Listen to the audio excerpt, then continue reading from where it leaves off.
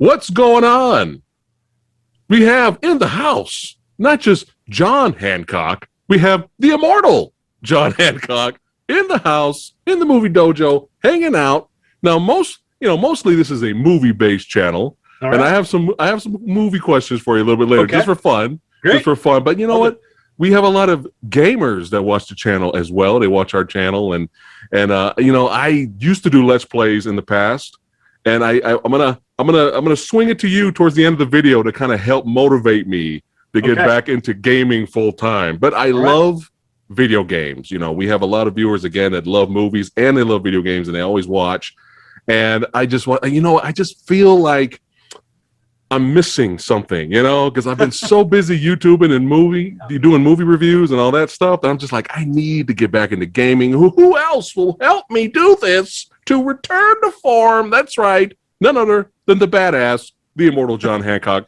Brother, how are you doing? I'm doing okay. Thanks for having me on. And I kind of want to add that, movies and video games is like the ultimate peanut butter and jelly sandwich. You have to have both together. You have crappy movies, crappy games, and you can have crappy movies and games and still enjoy them. And, I have a big love for movies. I have my favorites and things I like to go back to. And so thanks for having me on. Oh, hey, it's an honor to have you here. And, I came across Metal Jesus channel first. And I was watching him for a little bit, and I was like, oh, he's got this guest on here, John Hancock. I got to check out his channel. Not too long ago, I had Joe Valley from Media Glitch on the channel. He was here. We were talking about video games and movies, and that was a lot of fun. And sometimes I go on his live streams, and I will talk to Radical Reggie and all those good guys.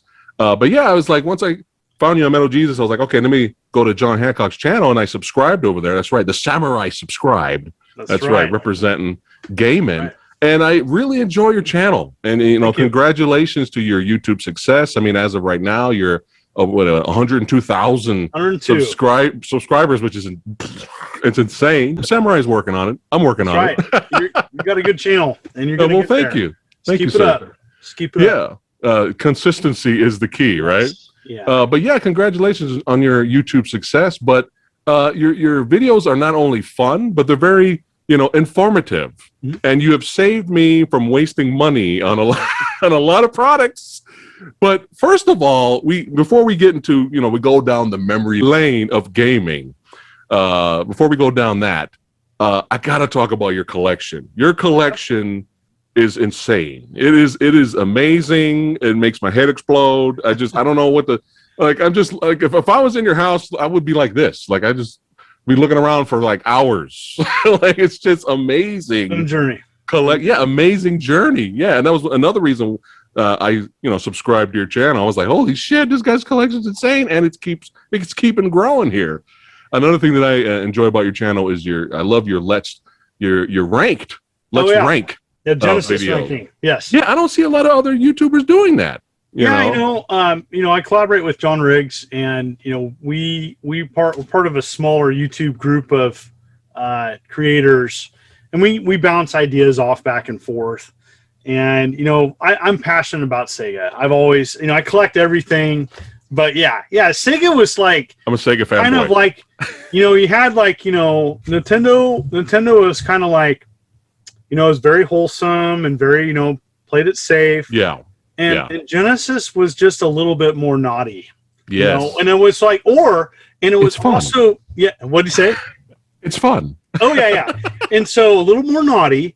It was also for like all the Atari fans that were pissed off at Nintendo for kind of stealing their thunder. Yeah. It really appealed to maybe an older audience that grew up with Atari, that liked that arcade gaming experience. Sega really Sega was a little bit more edgier, and for whatever reason, I love arcade style gaming. Yes. And that type of gameplay, I gravitated to Genesis. I also earned my Genesis with my own money. I was saving up for a Neo Geo and didn't make enough money for it. God. I showed my dad a magazine, I think probably like a wish book, Sears wish book, and I said, Dad, I want this. He says, son, that's great. You see that lawnmower over there? Nice. That's how you're going to get it.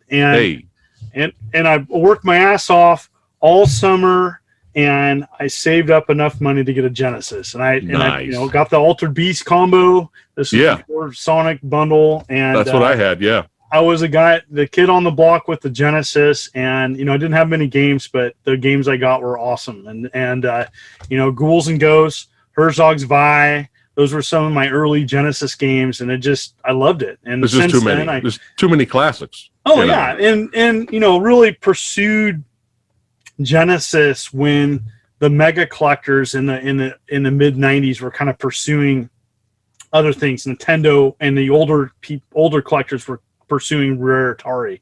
Yeah, I was going bargain bin, going to family rental stores. Yep. I was asking if they had any Genesis games. They were laughing at me because we had this sports stuff, and I was excited because I had my little nerd binder with my checklist. Yeah. And I was finding games I didn't have, and I was happy to add these sports titles to my collection. And they're like, man, that stuff's been sitting on the shelves for a couple years. Take it. Right. Yeah.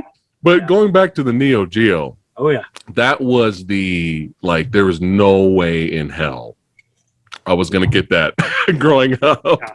I remember seeing commercials and advertisements, and then I was just drooling over having a Neo Geo, console, and, the price range. I mean, what did the Neo Geos usually go around back in the day? I think the silver package was $600. Yeah. And the gold package was like $750. Or, it was like, rich person's console and games, and the games were $200 a piece. Yeah. Yeah. I'm like, sure. No way. My lunch money will pay for that. Yeah.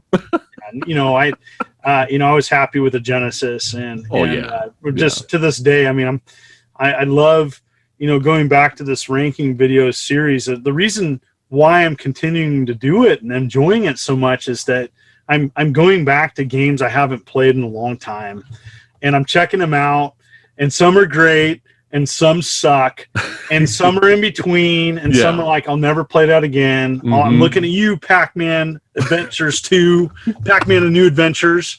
Oh my gosh, the game sucks. The game sucks. Don't get it. I won't get it. Is it at least better than Pac-Man for the original Atari 2600? See, I met the programmer of that, Todd Fry, and I'm a fan of that blocky mess. And I know it's a blocky mess, but it's a blocky mess that I grew up and played and enjoyed because I didn't have anything else. Now, with that being said, in the age of internet and being able to play any version of Pac-Man, you're going to play the arcade ROM, okay? I have a Pac-Man 1-Up arcade, not the same, but it's good. Yeah. Going to play that. But I still enjoy going back to that blocky Pac-Man because I grew up with it and I have some nostalgia for it. But yeah, Gotcha. It looks terrible. It's still fun to play, but yeah, there's so many other versions that since then are better. But homage to something that was terrible that I enjoyed. It's kind of like Jim Cotta, in a way, where it's like it's terrible, but it's still entertaining. We all have our guilty pleasures, right? That's right. But yeah, going back to your videos, your complete collection videos are really good. Yeah. And again, the product reviews have saved me the money because I got so excited. You got the NES Classic, the SNES Classic, the Genesis Classic. I was so excited for the PS1 Classic. And I was literally going to just start pre-ordering it and everything. And then I came across your video and I was like, dear God. Yeah, it's bad. What the fuck happened? Yeah, and since then there's been all the minis for the most part can be hacked at some point to be better. But my favorite of all of them is probably the NES mini, just because there's so many people have made that awesome.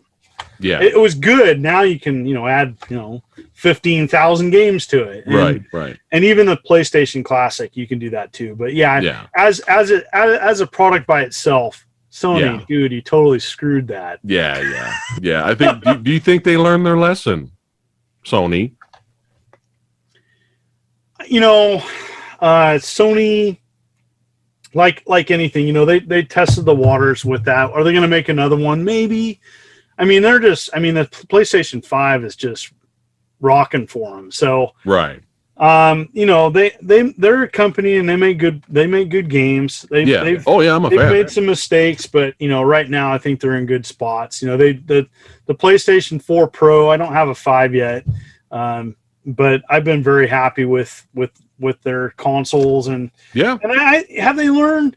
I don't know. I'd like them to kind of take a nod. Like the irony is, you know, I wish they would do like, I'm really happy that they saved the PlayStation 3 store and the Vita. Yeah, I just heard about that. They changed their mind. What do you think they changed their mind? Was it fan backlash? Feedback. Oh. They got pretty pissed. I think people got pretty pissed, and I think Sony was like, "Well, we made a mistake." And good. I hope that game companies start looking more at preservation and being able to play things offline. I think people want that.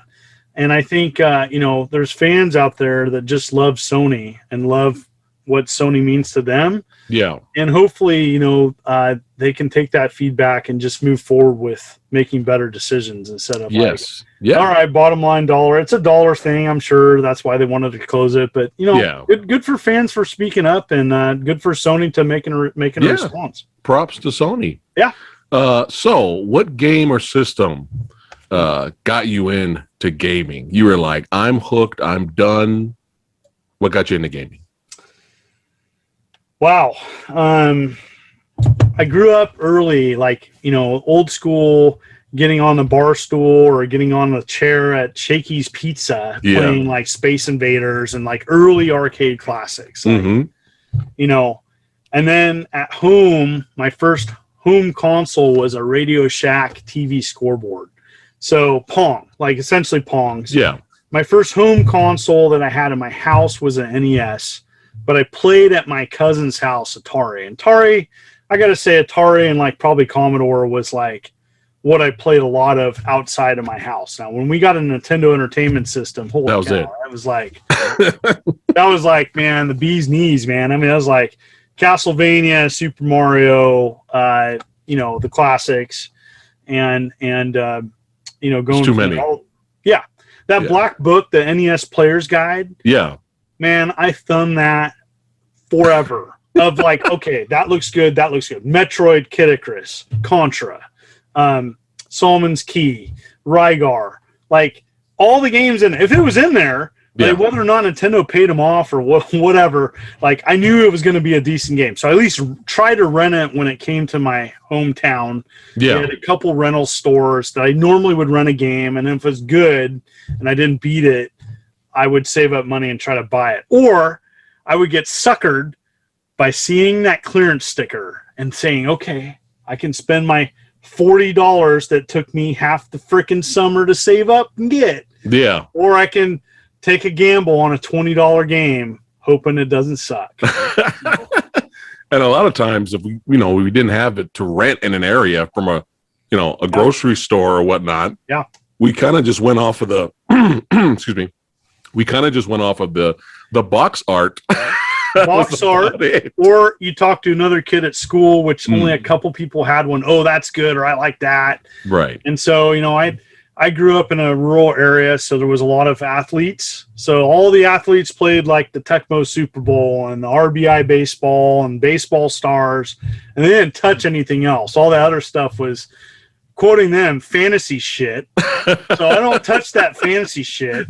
So that they didn't touch that. But then, you know, but then you had other people, you know, I was kind of more of just like your normal kid. Like I didn't classify stuff. It was going great. And so I just played a little bit of everything. It was fun. I played it. And what kind of molded me though, because then as I started collecting, I started accepting a game as just a game, and it was fun. It didn't matter if it was on a calculator, if it was on a new system, an old system. Is it fun? Great. Yeah, I used to play Renegade a lot on NES over and over and over. Was it as good and as awesome as Double Dragon 2? No. But I bought it. It was mine. It was my game, and I played the shit out of it.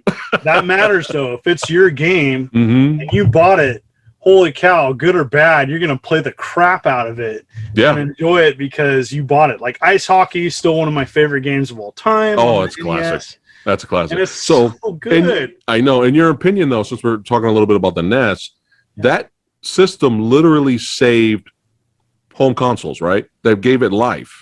Yeah, so market was pretty demolished after the game crash of 83, 85. It wasn't just one thing, but it was lots of different things that caused the crash. Right.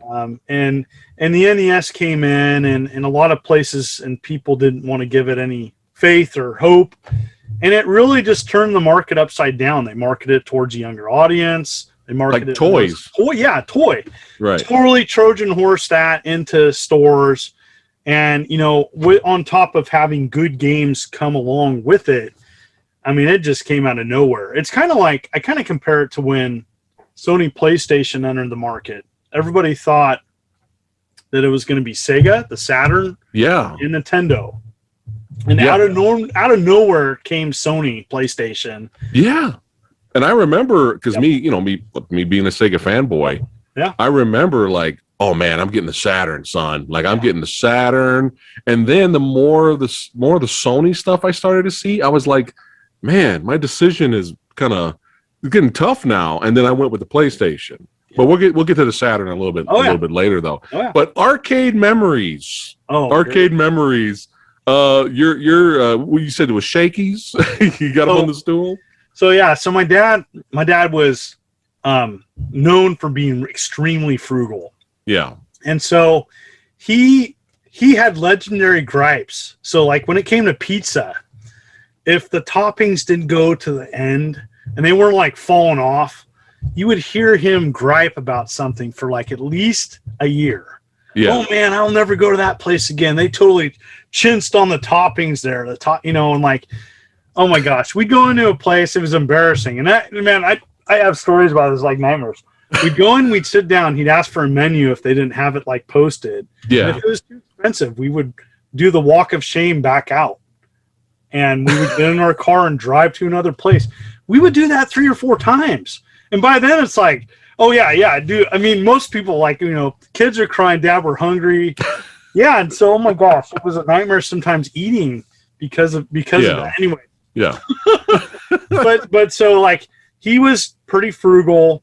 But he loved Shakey's Pizza. It was a long-standing pizza chain, and I didn't have any attachment to it. I just remember it raining, the rare times it rained in Redding, California, and they would have buckets on the tables to catch the water leaking from the roof. Yeah. And so it was almost, it was on its way out. But they had a pretty decent arcade. They had Spy Hunter, Space Invaders. They had a gunfight, like old arcade machines, but they had some newer ones. But anyways, I remember playing some early arcade classics there. But the other arcade place, there was a couple different arcades in Reading at the time. The Gold Mine in the mall, and that had like all the hit stuff. That was more recent, and so like going into like the late '90s, early aughts, the Gold Mine arcade was really what I remember playing quite a bit. Nice. Yeah, for me it was laundromats. Anywhere you go, the bowling alleys, Street Fighter, laundromat kind of thing. I'll never forget seeing the very first Street Fighter, and I didn't really know what I was doing. But then when Street Fighter 2 came out, it was just a phenomenon. Like it was crazy, and just remember us as younglings at the time, we had a limited amount of budget, right? Dad gives us some coins, and go ahead while he goes somewhere else in the mall or something. And we get that coin, we put it in there, and we're playing the game, trying to enjoy the game. And then all of a sudden, somebody just comes up out of nowhere. It doesn't even ask permission. Yeah. They just come up, put their coin in, and it's battle time. And you can actually feel like pressure, like you're like the early days of multiplayer gaming, one-on-one competition. And it was just like, man, when you beat the guy, it's just like, woo! You didn't even need to play the rest of the game. You got your money's worth, but then when you lose, it hurts. You got to get better. You got to keep playing and get better. Yeah, Goldmine always put that they had an entrance. It looked like a gold. It was kind of cool in the old Mount Shasta Mall. Yeah, they would have the new upcoming game in the very front. They wanted you to see, as you walk by. and they always would have the hit game there. And I remember one of the Tekkens being in there. Ooh, yeah. Gauntlet, Dark Legacy. Not the original Gauntlets. I played those at Round Table Pizza, but yeah, the Gold Mine always had like, the new shiny object in the front and center, and it was a lot of fun. Playing the Mortal Kombats were featured there. Yeah. And they always had kind of the new and upcoming thing. Yeah, and speaking of Mortal Kombat, earlier this week I had Anthony Marquez, who played the original Kung Lao, show up on the channel, and we had fun chatting away. But yeah, that was another big deal. Like, I just remember a whole group of kids and teenagers surrounding a cabinet, and I was like, "What is going on over there?" It's a magical time. You don't get that anymore. Came out, you don't get that anymore. Now it's just, pre-order the new game, you got it, right? There's so many games that come out, and people that didn't grow up with looking at a magazine release, or even just walking by an arcade and seeing, what's this? Yeah. And having that experience of it's magical. Oh yeah. Yeah. Totally different time. And, between there and then working at a software, etc., and just being overwhelmed with games, and then working at a Dreamcast launch, working at a store for a Dreamcast launch. So, oh man. Dreamcast. Cool. What a fantastic system. That really deserved to last a few more years, or for a while. It really did. It did. And I think it was a good, even though it didn't sell too great, I think that there's a lot of positive memories, and it's still thinking. And it's still coming out with some aftermarket stuff. And so it's nice to see that the support for it's still there. Yeah. It's a great system. And it's just so, it's sad, like you were saying, because here's a good example. My wife, she had her own PS2. I had a PS2, and she didn't know anything about the Dreamcast. She didn't even know that system existed. And then she came over at my house one day, and I was playing Soul Calibur, and she was blown away by how good the graphics were for a system that predated the PS2. And she was like, "This system died?" She couldn't understand. She was like, game. "What? Like, how did this system not make it?" I was like, well, a couple different reasons. One, piracy, and two, not having a DVD player. Really the PS2, to me, like, if you're going to tell me, like, what is the main reason why the Dreamcast got killed by the PS2? I would say you had a DVD player that played video games on top of being backwards compatible with PS1. And you could play you take your RPG memory card save and pop it into the PS2, and you can still play your RPGs. Oh my goodness. And I think at the time the Dreamcast had better graphics, but it didn't matter because it also played DVDs, and that was a killer right there. Right. Yeah. Yeah. The good old Dreamcast. A lot of fond, good memories of that system. But yeah, going back to arcade memories, there was just so many. You got the Time Crisis games, the Ninja Turtles arcade, Golden Axe, great arcade game. X-Men, the X-Men arcade game. There's so, Aliens versus Predator. It's so good. It's just Terminator, so good. Terminator 2. Yes, Terminator 2. Even the Terminator 2 pinball game was awesome. Are you a big pinball game fan too? I love pins. Yeah, I enjoy them. I like to enjoy them more when I don't have to think about the maintenance, or if something else on someone else's. Right. I love pinball. High speed, going back to KISS. We have I'm a driving distance away from Portland, and they have they had. I don't know, I'm pretty sure they're still there, but there's a couple places that have some great pinball, and so they have everything from like Guns N' Roses pinball to like, the limited edition like Batman TV show. Oh, all right. All like the animated like animated screens and stuff. Nice. So I like the old stuff too, even like the way old. I played a 50s Superman pinball game, and I've been to the pinball museum in Vegas, and I need to go out there. Yeah, I need to go out there. Amazing. Yeah, that'll be a road trip for the old samurai one day. Pinball machines. Suck at them, but I love them. Yeah, me too. Star Wars pinball, Star Trek, all that. But to me, a Black Knight, Gone Fishing. I think Gone Fishing, or I think that's what. I have a good story. So I got a pinball story. Oh, sure. If I'm okay, real quick. Yeah. Take your time. We were teenagers, and I'm pretty sure that they knew that we were young. Uh-huh. We went into I won't say just a bar. I'm not going to say this is long gone. Yeah, yeah. And they knew that we weren't drinking, and they knew that we just wanted to play the stupid pinball game there. And we knew that we could rack a free game if we put our quarters in, and we just would entertain ourselves going in there playing a pinball. Right. And they didn't. They knew we were young, and they knew that we weren't drinking. We play our pinball game, and then we'd leave. Right. Hey. And it was good. No harm, no foul. It was good. We played the crap out of that game, and they knew that we were getting a free game off of 50 cents or whatever every time, and they didn't care. Hey, they were cool with it. There's nothing wrong with that. You're not hurting anybody. Fuck it. Shit. But probably my last arcade memory, because arcades, unfortunately, they're very rare now. They're kind of dead in a way, but we still love them. For those that are still having arcades out there, that's right. We salute you. That's right. But the last one was when Rival Schools came out. Oh, okay.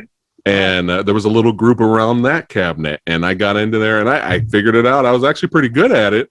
I actually was beating a whole bunch of people. There was like a lineup, and I was like, man, this is the first time I'm playing this, but I'm winning. Like this, I didn't know I was this good at this game. And then you just like today, when you're playing online, you got some annoying little kid coming up. I'm just kidding. And completely whooped my ass, destroyed me. I was like, oh, God damn it. But it's all fun. Yeah, I remember going to a 7-Eleven and playing, stereotypical 7-Eleven has, of course, a Street Fighter 2 Turbo there. Yeah. And I remember coming up and playing, and this kid walked up. He's probably half my age. And he looked at me. He didn't even he could just tell I wasn't going to be competition. And so he just fought me and just destroyed me. And he just no emotion, no good game, no nothing that okay. He kind of looked at me like, oh, you're gonna, if you put more money in, I'll just beat you again. But it was fun. It was pretty funny. So yes. Oh, that's funny. Remember the old Dragon's Lair and Space Ace? That was this is the greatest looking thing ever in the arcade. I was horrible at those games, but visually, Don Bluth's animation was really good. Oh my goodness, yeah. They still sell those games till this day. I just did a video on an iArcade, and they still license Digital Leisure still licenses that game, and you can nice. get it on PC. They've done, I think, even Switch, PS4 compilations. And it's great to see that you can offer that game to a new audience. And but yeah, this arcade back in my background and playing Dragon's Lair, and I had a Dragon's Lair arcade growing up, and that the story goes, it was at Eagle's Nest Pizza in Cottonwood, California, and they had the arcade. They had a picture of the arcade cab Dragon's Lair for years. But the truth is, the Dragon's Lair arcade, they're known to break down pretty frequently and fast. Okay. They only had it for a couple weeks, and then it broke down, and then that was it. Oh, but I remember playing it when it worked, and that's cool. But I remember growing up with the Dragon's Lair, and it was fun. Yeah, especially Dragon's Lair 2. That was the better version, right? Was that better than the first Dragon's Lair? My experience, I played a lot of Dragon's Lair, a lot of Space Ace, and I know there's a Dragon's Lair 2. And I know I've played it, but I've played it probably 1 to 100 of, for every 100 games of Dragon's Lair, I've played, right. Maybe one game of Dragon's Lair 2. Right. So I couldn't give an honest answer. Back to your collection, though. So what got you into collecting? Well, I came, the story that kind of got me into gaming is pretty funny. So I came from a family of collectors and hobbyists. And so my dad, who did not like video games, it just wasn't his thing, but he was a hobbyist. He loved archery, still does. He's got one eye and is still competing in it at the age of near 80. Oh my gosh. Traditional longbow archery. Nice. He's Hawkeye. But he did remote control airplanes. He built redwood strip canoes. But he was always into something, he was a hobbyist. So I got the hobbyist side from him. And my mom was a collector. And so my mom dabbled. She'd take me to flea marts and collect porcelain dolls at the time, Norman Rockwell plates, Coca-Cola, you know, she just had her kind of things. And so I, at an early age, found that, hey, I can go to these places that sell used things, and with my allowance, I can actually afford things. This is awesome. Yeah. So I went from cards. I, you know, did the whole 80s craze with baseball cards and, you know, collected it just, you know, as a kid. From cards to comics. And I had a barber that was near us, and he would rip off the covers and give us like stacks and stacks of old comics. And so I got into that and started collecting comics, and then collected that until like probably the mid 90s, when it started getting like where the cover was everything and the story sucked. That's when I kind of got out. But Image, I got into Image and all that, you know, Iron Man, Captain America, West Coast Avengers, you know, Uncanny X-Men, New Mutants. Oh man, you said West Coast Avengers. Wow. Oh yeah. That's hardcore right there. Wow. Oh yeah, man. I mean, to the bitter end. Like, oh wow, like, look at that. That's awesome. I loved how they ended it. Like, you know, and there wasn't a happy ending there. It's like broke up. And so I really liked Batman. So Batman was my jam for DC. Superman, I don't know, the whole Death of Superman thing. I like Batman because he was like kind of a normal guy with he didn't have powers. And you know, when the Killing Joke and all that. And like, that was awesome. I mean, I think Batman had some more edgier stories, especially when Image kind of shook things up. Where like, hey, let's tell some different stories. It got the other companies to start maybe doing things differently. And so I like Batman when he was alone in the Gotham City, and he was like, he just kind of lost his shit, and he just like, you know, I don't know, it was cool. Like Batman kind of on edge. Like that was a cool story. Anyways, so it went from cards to comics to toys. Okay. And I got into toys, Star Wars, huge Star Wars fan, and started collecting a bunch of Star Wars stuff. But what I loved it, a lot of it was in packages. Not all of it was in packages. It was mostly Power of the Force 2, but I had some original stuff and some, you know, when that early 90s started, Star Wars starting getting that resurgence with, you know, when they re-released the trilogy, and by mid-90s, I was pretty done with collecting Star Wars because I wanted to play with my toys. And video games I found were stuff that I could find and I could play with. And so Atari, I started collecting Atari, a little bit of Odyssey 2, and mostly Nintendo. And I met a journalist who got me connected to Digipress, and that was like an early forum that like would collectors get together, but mostly using a guide called Mike Etler's NES Rarity Guide. And it was a checklist of all the NES games that came out for the console, and I started really heavily collecting that. And so that's where it kind of snowballed into what it is now. And so that was like mid-90s. It all started, I gave my friend $50. I said, find me something interesting. He came back from San Jose Flea Mart with an Atari box 7800 with $50 Atari games. And that was the first thing in my retro collection, mid-90s. Score right there. Yeah, it's kind of interesting because it's our paths are a little similar. I did also cards, comics. I got boxes of comics in the garage somewhere. And except you went more video games. I stayed with the toys. Yeah, well, that's great, man. I mean, like I said, I think it's that they're, when you're talking about like, you know, your movie passion and you're very passionate about movies, and that's awesome because I think they're not separate. They never were. And like toys and movies and comics and pop culture, I think they all can blend. And I have friends that are in the more wrestling, and you know, I kind of lean a little bit like arcade and sports and a little bit of the older stuff. And so it's funny how like you see different paths kind of cross one another, and they all kind of belong in the same category in a way. And it's just great to see that, and you can see the influence of what people grew up with on what they collect. Yeah. So actually, let me rephrase that. They're statues. They're statues, goddammit. Those guys. So my wife, when we got married, early 2000s, and she was totally cool with whatever I was into, but she's like, have you thought about like choosing one or the other? Wouldn't that like be easier? Because I had all this Star Wars stuff and all the game stuff, and it really it focused me on one thing. Because I think if I wouldn't have done that, I wouldn't have had my collection I have now. There's no way. Because I just super focused on collecting games, and it really just that was it, and it was good. It was good for me. Nice, awesome. But, yeah, at least you focused on one thing. That makes things a little easier. Well, and I was a little at the time. I was pretty driven on. I just wanted to see what was out there. Yeah, and it started off. I mean, this is how far the hobbies come. I was working 3 jobs, and I would on Sundays was my day off. So 3 part-time jobs.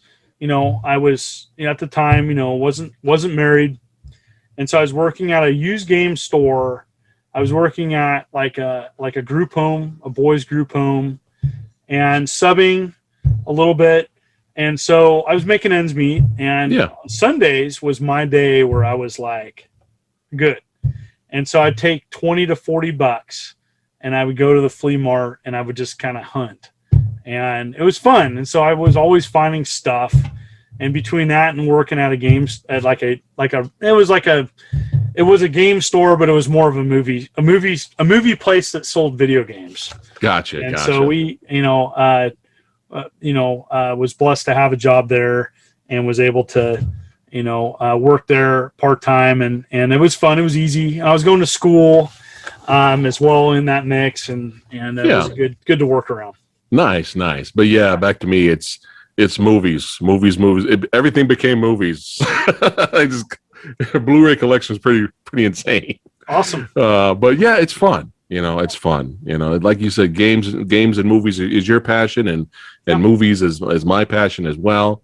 Yeah. But yeah, let's keep going down memory lane here. I'm having a blast talking with you here. Yeah, so Atari 2600, excuse me.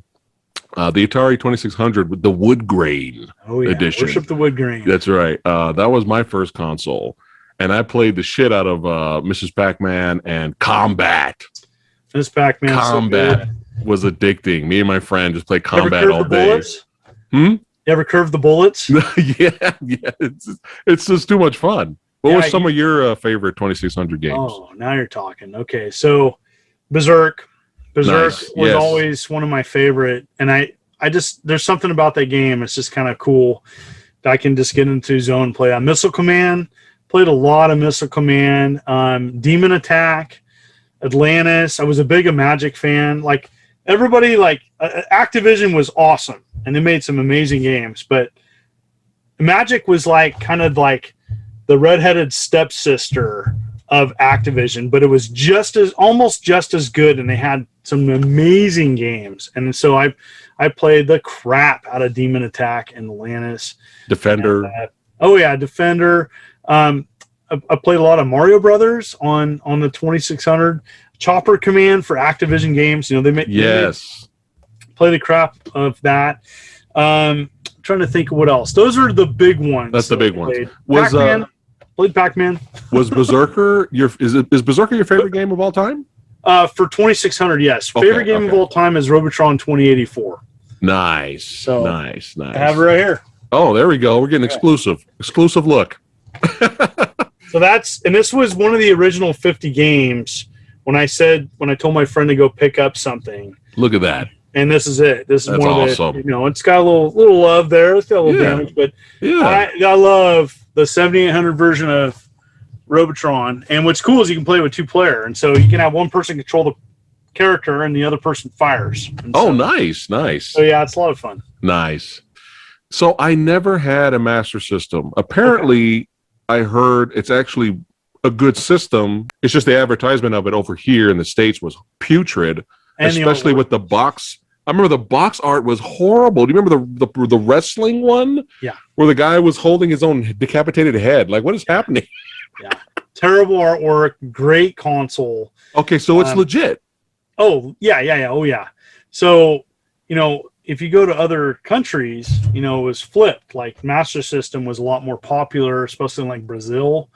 And, it was supported a long time. But, yeah, Master System is a great console. Even if, you don't have a console, you can even get there's some aftermarket options. We'll just say that that you can pursue if you want to just play the games, and there's multitude. Even Dreamcast can emulate the emulated games on Dreamcast run pretty awesome actually. Oh shit! And so you can get like an emulator disc of Dreamcast of Master System games, and it works pretty good. All right, so it Going was old school. Okay, nice. So it was legit. It had a pretty good library and everything. I know they had a Rambo game. They had a Rambo game. Yeah. I want a Rambo game. It had some good movie tie-ins. It's an awesome console. If you're a Sega fan, worth checking out. Even just playing the games, which there's multitude of ways of doing that. And, but yeah, I mean, it's all right. It's legit. It's legit. It's not like it's sometimes hard going back if you started with Genesis, but like I think it's got some great stuff there. Nice, nice. All right, cool. I never had a TurboGrafx-16 either. I was awesome. Pretty much perfectly fine with my Sega Genesis. But I'm hearing that was actual real legit awesome console. I had one back in the day, kicked serious ass. And nice. So another great console even just to play the games, you know, even the TurboGrafx-16 Mini. But yeah, I was going to ask you about that. Do you recommend? Is that hard to find now? It is. Unfortunately. Damn it. I mean, another option is to, you know, maybe get a Mini and have one Mini play anything you want. And so that's one option that a lot of people go. Okay. Yeah. Now, Sega Genesis / Mega Drive, son. That's woo. Yeah. I missed that Ultra Beast hat that you usually wear. yeah, I still have it. In fact, I got that, and I have a backup. When that one wears out, I got another one. I got gifted to me. So nice. I need to start getting some. Some video game. I like apparel. Your hair though, dude. Thank you. You rock that rather well. Thank you. Actually, thank you, sir. Actually, I do have a Fatal Fury cap over here somewhere, but I should have worn it for this video. But that's fine. I just got a Fatal Fury shirt for my birthday. So. Oh, nice. Are you Are you a Bogard fan? Who's your favorite? Terry. Right? Yeah. Terry Bogard, man. You can't burn knuckle. Real about Fatal Fury 2.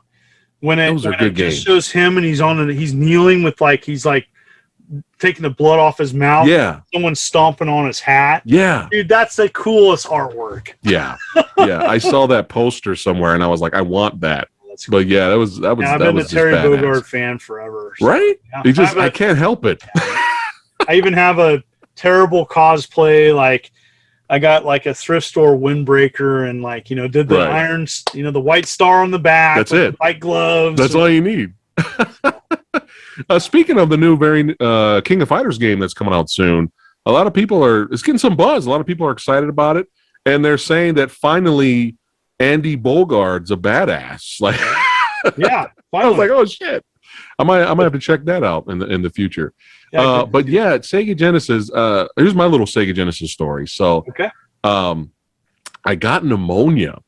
Oh. I got pneumonia, so I was in the hospital for, I don't know, maybe a week, 2 weeks. Wow. I don't remember how long I was in there. Wow. And, I finally got better, thank God. I finally got better. And as a gift, my dad got me a Sega Genesis when I got out. And I was like, this is the greatest thing ever. Ultra Beast / Sonic the Hedgehog pack, Oh, yeah. And that was it, man. I was a Sega fanboy from there. I mean, you got classics like, Shinobi 3 and Sonic 2, Comic Zone. Streets of Rage 2. Streets of Rage. Even Rocket Knight Adventures. I love that game. Rocket Knight's great. So good. So for fun, I got these vinyls here. Got that Revenge of Shinobi vinyl. Got represent the soundtracks right there, classic. And we got. I gotta get some Streets of Rage soundtrack now. Oh, yeah. One of the greatest soundtracks ever made. Absolutely. Both those. Revenge of the Shinobi too is just amazing. Right? It's just too many good games. Soundtrack. Too many good games for the Genesis. What was some of your favorites besides the Streets of Rage games? Revenge of the Shinobi, Ghouls and Ghosts is up there. Strider. Yeah. Herzog's Vi. I got an homage to that. I mean, Herzog's Vi is a wonderful strategy game. It was nice to see it come out on the Switch. I'm trying to go back to some of my favorites. Sonic 2. I've always been a fan of Sonic 2 just because of the 2-player options there. Going back, Spider-Man, playing, the Spider-Man game on that. And so Thunder Force, so the Lightning Force of all the Thunder Force. But I like Thunder Force 2. I like Lightning Force. Gosh, I mean, the list goes on and on. Could put me on the spot. But got Contra Hardcore, Castlevania Bloodlines. Oh, yeah. Contra Hardcore. But Gunstar Heroes. Gunstar Heroes is definitely up there. If I was going to, I love the platformers that were like the Vector Man series. Huge fan of the Samurai Showdown, yes. Which, I didn't have a Neo Geo. Yeah. So when I finally saw Samurai Showdown on the Genesis, actually it's a decent game. Yeah. And on it. And so playing Samurai Showdown on it, even though it's not not the best port of it. Gosh, I have so many great memories of just Phantasy Star, Shining Force, Landstalker. I could go on. I mean, I could just like go down my wall and be like, okay, that.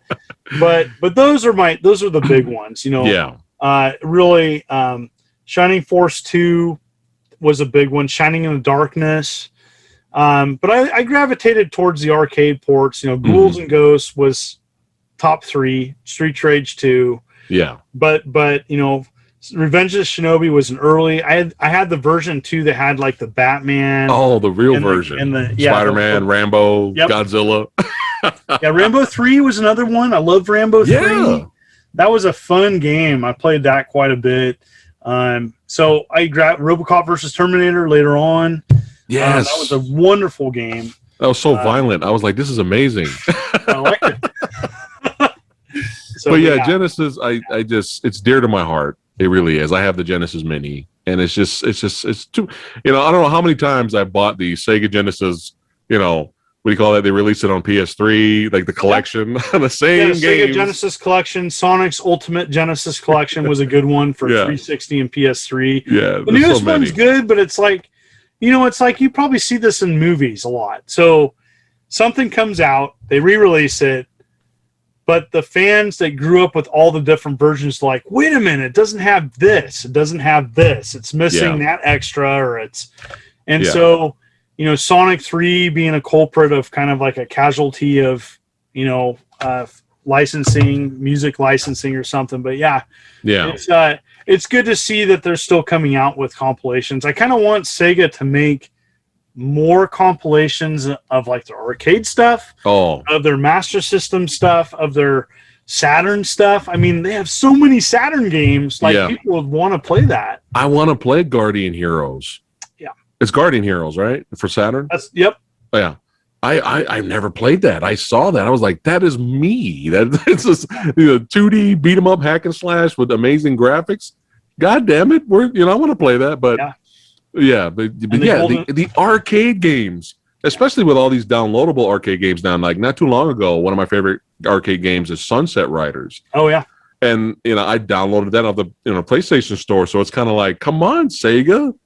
There's so many racing and like, come on. They did a little bit of Sega Ages on Switch. And, other companies, like they've licensed with the II Arcade to do some of their classics. So they have, Crackdown, Space Harrier. But, like, people want those games. And they want to be able to legally play them. Yeah. Otherwise they're just going to find them. And, I just think it's a missed opportunity. Like, I don't know. They need to release those to the masses. And I hope they can do that. Yeah, I'm all for that. I will buy all of them probably at this point. A lot of the Neo Geo arcade ones I'm downloading. I'm downloading those. Back to the just go off track a little bit to the portable era. Oh yeah, that's still popular today. Oh yeah. I did not have a Game Boy. My parents could not afford a Game Boy. So what's the next best thing? Tiger LCD games. Yes. Yes. Yeah. And because my dad it was the next best thing. Yeah, my dad, and he couldn't understand. He was like, well, it's the same thing, son. Come on, But I wasn't an asshole kid. I was very thankful, right? Yeah. And I played the shit out of those, Double Dragon LCD. I played the shit out of them. But yeah, it wasn't the Game Boy. But I didn't have a Game Gear. And I know TurboGrafx Express was a thing. But when the Genesis Nomad came out, the Sega Nomad, oh yeah, that blew my mind for the time.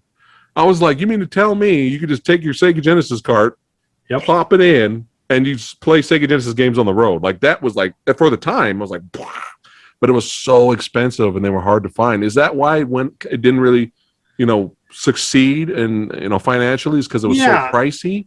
Yeah, it came out like mid 90s, if I remember correctly. So the 16-bit market was starting to fade and it was expensive. The big reason why Game Boy just beat its competitors was mostly because of battery life.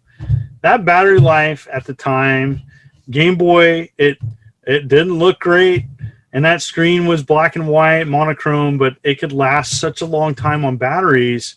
Parents didn't like buying batteries. Parents like kids being entertained as long as possible for as little money as possible. So that means the Game Boy was successful, and so was those Tiger handhelds, because at $20, I could buy this, and I could watch my CBS, my Nova, my whatever TV that the kid doesn't give a shit about.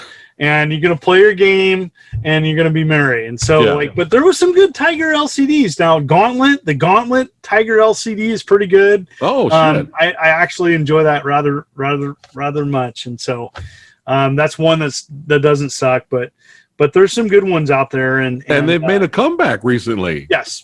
Yeah, in fact, I got one. I got the Transformers, which I don't remember. No. But this one, got this one. Yeah, look at that. Yeah. But for nostalgia purposes, they brought them back out and they're selling. Yeah. Like, people are like, I remember these. They suck, but I love them. Yeah. I mean, I think LCD, like, to me, I have a fondness for the Game & Watch series. In fact, it influenced me when I did a homebrew Game Panic. And so I did a homebrew Game Panic. Oh, nice. And it's LCD. It's like playing an LCD game. Yeah. Getting me from one side of my garage to the other, avoiding water and spiders. And it's funny. And so, I sold those at conventions for a couple of years and made a couple hundred. Nice. And it was just, it's just fun. Yeah. It was fun, but LCD is a time period. It's those type of games. Like, if you grew up with them, you get them, and they're a lot of fun. And watch. Nintendo, I'm gonna buy one. Watch. If I come across one, I'm gonna buy it. Watch. These were the worst things ever. I'll take 2 of those. Yeah, exactly. I mean, like, because I think they're fun, and there's a lot of games that came out, especially Game & Watch. Really, that put Nintendo on the map for portables. Like, there wouldn't be a Game Boy without Game & Watch. There wouldn't be a Nintendo without Game & Watch. And some of those games are just still fun to play. The graphics suck, but it didn't matter because the gameplay was so good. That's all that matters at the end of the day. But, when you were mentioning your arcade one-ups in the back there, you have a pretty good collection back there. Can you imagine having those growing up? Can you imagine having an arcade one-up in your house growing up? That would have been the greatest thing ever. Yeah, having the four-player Ninja Turtles arcade one-up in your house. Yeah, I would. I mean, to this day, like, having of all the ones I had, the Star Wars arcade is the one. And I'm on the West Coast, and so we really didn't get a lot of Star Wars arcade around here when the one-up came out. So I grew up with the Star Wars arcade, so that was a big deal to me. And so, like, how's it play? Is it good? Amazing. Oh, and so. Glenn, who's got his own YouTube channel, Glenn's Retro Show. So he makes aftermarket upgrades. So I have a metal flight yoke on my Star Wars arcade. So the Star Wars it comes with is good. Yeah. But his takes it to the whole next level because you can it is metal, man. And it's like, it's badass, and it takes it to the next level. And he, but the Star Wars, the one-up arcade Star Wars is solid. And I've really enjoyed mine. I wanted to get that Final Fight one. Yep. Just for fun, but you got to have room in house first before you start. And they're always coming out, and I like it. I like them because I think aesthetically they're hitting that market for the right price for like what you remember it looking like. And then there's some other products on the market if you want to play like multiple games. And so, I think there's quite a bit out there for people. Yeah, one day. You'll get there. I got to have the room for it though. But yeah, there's just too many awesome consoles. But here's the thing: did you have a SNES at the same time you had a Genesis growing up, or were you like me where we had them fighting words in the schoolyard or the lunchroom? No man, Super Nintendo's better. It's got 32,000 colors. Well man, screw you man. The Genesis is better. It's got blast capacitor. No man, SNES is better. It's got mode 7. Well, Sega's got the blast capacitor.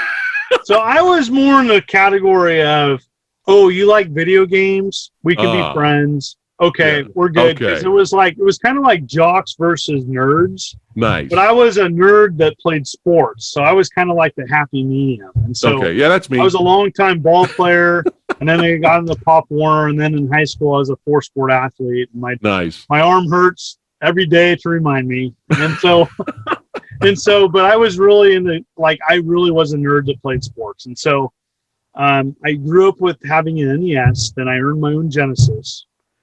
Then I don't know how I got a Game Boy. I know I bought my Lynx when that was like being clearanced out. I got a Lynx. Right. And so I remember getting a Lynx 1, knowing I could have got a Lynx 2, but the first Lynx was on sale, so I bought that. And so, but by high school, I had in my possession my Genesis, a NES, a Game Boy, a Lynx, and I want to say, I don't know what happened to the Nintendo. I know I didn't buy it, and I don't remember it being around, but I remember at some point I earned, and this is when I was starting to work on my own at a grocery store, a Super Nintendo. So probably by like 92, 93, I had a Super Nintendo. Nice. Now, I played my Genesis more. Yeah. The Super Nintendo was a new shiny thing. Right. And I liked it for Nintendo stuff. I was kind of pissed that it didn't play Nintendo. I remember that back in the day. Like, why doesn't this play Nintendo stuff? Genesis can play Master System. That's right, yeah. And I had the power-based converter, though I didn't have many Master System games. Yeah. The only reason I mostly got the power-based converter was because a rental store locally still had Master System games. And so I was occasionally borrowing to play renting Phantasy Star. So Right. But yeah, that's pretty cool that you eventually had both. But here's the funny thing. Yeah. I was such a Sega fanboy. I refused. And then I got a Sega CD. Hey, you know what? It sucked, but I still had fun with it, right? Eternal Champions was great. Sonic CD was great. And his guilty pleasure, Supreme Warrior. Oh, yeah. I love it's so cheesy, but you're basically in a kung fu movie. I played it to death. Yep. I knew how to beat it. Like I memorized all the moves. Supreme Warrior is cheese fest. You know what? Surgical Strike. Huh? Surgical Strike. Yes. I'll play it. Yes. Same company. They remastered. Yep. And downloaded. They made it available for download and purchase. Night Trap. Yep. And Crypt Killer. And I'm like, come on, Supreme Warrior. I would buy Supreme Warrior right now. I would. It's cheesy, but I had so much fun with that. Well, but then I 32X as well. I got that. I was like, wow, Star Wars Arcade's great. Oh man, virtual racing is amazing. Oh, that's it. Okay. So I got a great story of my Sega CD and 32X. Yes, let's do it. So I got Sega CD. I remember getting it on clearance, and I remember getting that either my freshman year. Like I got it at the tail end when the console the add-on was like $50. And the games were like $5 to $10. It was not doing well. This is right before the PlayStation came out.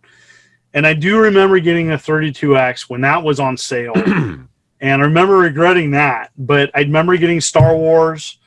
I remember buying Star Wars. And I just kept waiting, like, when are the games coming? When are the games coming? Yeah. But Dark Wizard. Dark Wizard was the best $5 game I ever bought. I don't think I played that one. What's that one about? Oh, my goodness. Okay, do you like anime? Yeah. Okay. Take anime, take a super engrossing story and strategy RPG. It's 100 hours. It's 100 plus hours. There's 4 different characters, and it plays like, it's got your kind of like your, dated to this day, but like kind of anime style. Like cutscenes? Yeah, cutscenes. Yeah. And it plays, it's pretty slow. It's a slow strategy RPG, a must play. My favorite Sega CD game. Check it out. I've never even heard of it. Oh, Dark Wizard. Yeah, check it out. Dark Wizard. Wow. All right. Oh yeah, it's good. Check it out. I mean, it's a long game. I mean, it's a long ass game. Yeah. But it's got a lot of cool stuff to it, and you can hire humans and different races, and your monsters evolve. So like they can become badasses. Like you start out with a dragon pup, but if you like own if your characters die, they're dead. Oh, but like okay.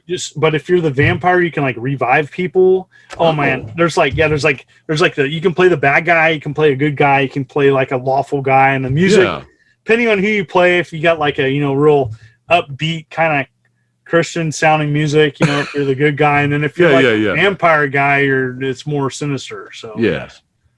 Oh, I never even heard of Dark Wizard. Yeah, wow, check it out. My mind is blown right now. Yeah, I'm more of a Road Avenger guy. Oh, okay. Road Rash? Road Rash, Soundgarden? Okay. Love Road Rash. That's Sega Genesis, we'll talk about. I can't believe I didn't even mention that when we were talking about Sega Genesis. But yeah, I love the Road Rash games. Yeah. My favorite one might be though is the one on PlayStation 1. Yep. Which was like the 3DO port, but they, Oh yeah. That might be my favorite Road Rash game of all time. First, I think video game to have a licensed rock soundtrack. Oh shit! Nice. Yeah, it's Soundgarden. Yeah, that was a great soundtrack. But yeah, I mean, there's just too many. There's just too many good systems out there. Nintendo 64, obviously, GoldenEye, Star Fox, right? I had a lot of fun with that system. But the SNES, though, I actually ended up buying one when I started to get into that retro collecting phase I had. So I actually do have one, and I have some games for it. I was like, why not? This is fun, right? Yeah. But besides GoldenEye and Star Fox, what were some of your favorite Nintendo 64 games? Rogue Squadron #1. Yeah. So Rogue Squadron, I remember seeing that in EGM, I think 100. Previously, I thought it was Nintendo Power, but then I went back and it was EGM. It's 100 or 150. I forget which issue it was, but it had the X-wing on the front. Yeah. And thumbed through it where literally the magazine was like falling apart. And played that a ton. Shadows of the Empire. GoldenEye was good. Yeah. I loved Blast Corps. Banjo-Kazooie.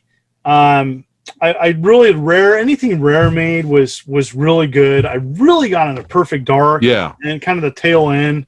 That was a lot. That game. I played more Perfect Dark than GoldenEye, but both were good. Yeah. Really enjoyed Conquer. Oh yeah, I played a little bit of Conquer. There's N64 games and then there's Rogue Squadron. I played the shit out of Rogue Squadron. It was worth buying that expansion pack. Yes. Yeah, it was worth it. I bought it and probably destroyed a N64 controller playing that. But there were so many other games. The N64 was good. Like some people remember the wrestling games. Some people remember the sports games. No Mercy. WWF yes. No Mercy, yeah. Gauntlet. The Gauntlet game on it was Gauntlet Legends. Just a great game. I kind of gravitated towards kind of like the first party stuff.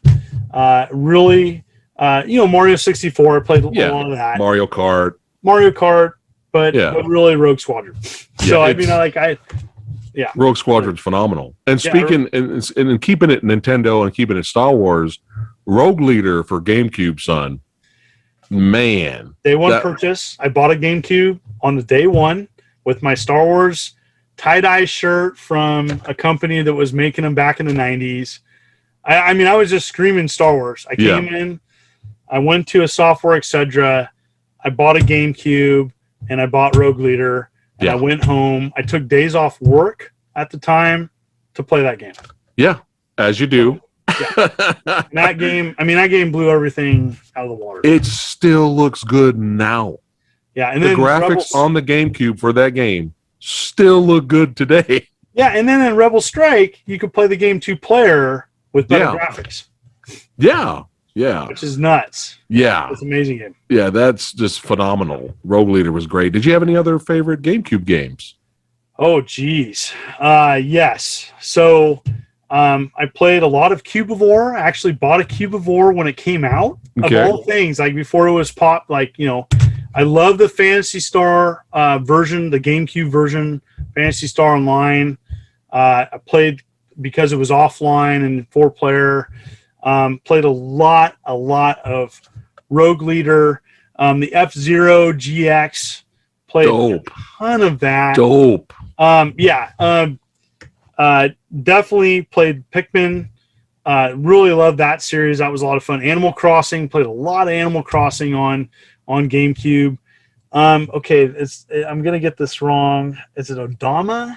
There's a pinball game thing on it. It was a weird game. I played that. Gosh. Did you like the Metroid Prime games? Yes. So I played the first one more than the second one. But played a lot of the first one, and then definitely played it when they redid it on the Wii. I played that quite a bit, and so yes, I like the Metroid game. I also liked.